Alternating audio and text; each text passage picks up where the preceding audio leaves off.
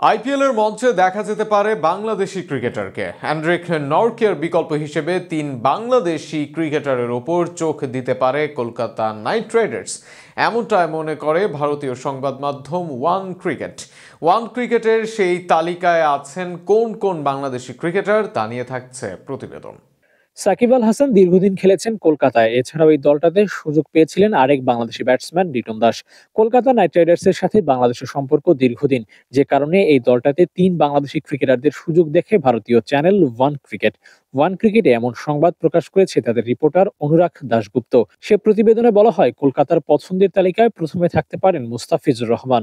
Anrich নরকিয়ার বদলে ২ কোটি রুপির ভিত্তিমূল্যে মুস্তাফিজকে দলে নিতে পারে বর্তমান চ্যাম্পিয়নরা। আইপিএল এর ৫৭ ম্যাচে ৬১ উইকেট নেওয়া অভিজ্ঞতার ছুরি নিয়ে বসে থাকা মুস্তাফিজ দারুণ পছন্দ কলকাতার জন্য। এছাড়াও চেন্নাইয়ের স্লো উইকেটে মুস্তাফিজের কাটার হতে পারে দারুণ কার্যকর।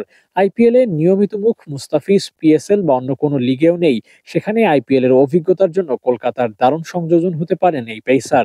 এই তালিকায় দ্বিতীয় ক্রিকেটার হিসেবে উল্লেখ করা হয়েছে রিশাদ হোসাইনকে। সাম্প্রতিক সময় দারুণ করছেন এই লেগে, দারুণ ঝলক দেখিয়েছেন টি-20 বিশ্বকাপে। এছাড়াও চ্যাম্পিয়ন্স ট্রফিতে ভারতের বিপক্ষে বোলিংটাও ভালোভাবে করেছেন, কার্যকরী ব্যাটিংটাও করতে পারেন। ওয়ান ক্রিকেট মনে করে আফগান পেসার আল্লাহ মোহাম্মদ গাজানফারকে নিলামে পায়নি কলকাতা, যার ফলে কলকাতার স্পিন ফ্রেন্ডলি উইকেটে বাংলাদেশের রিশাদকে চাইলে দলভুক্ত করতে পারে ফ্রাঞ্চাইজিটি। তবে পিএসএল এ ডাক পাওয়া রিশাদ আসলে বিবেচিত হবেন কিনা সে প্রশ্ন থেকেই যাবে। তালিকার অন্য নাম পেসার তাসকিন আহমেদ। নরকিয়ার নরকের বিকল্প হিসেবে তার মতো কাউকে খুঁজতে চাইবে কলকাতার, সেখানে তাসকিনের চেয়ে ভালো নাম সারা বিশ্বেই বা কজন আছে। নতুন বলে তাসকিন দারুণ কার্যকর, বলে পেস আছে সুইং। পিএসএলেও দল পাননি তাসকিন, চাইলেই খেলতে পারবেন যে কোনো দলে। এছাড়াও নরকিয়ার মতো গতির ঝড় উঠাতে পারেন। সব মিলিয়ে এই দেশি স্পিড স্টারের উপর চাইলেই ভরসা রাখতে পারে যে কোনো দল।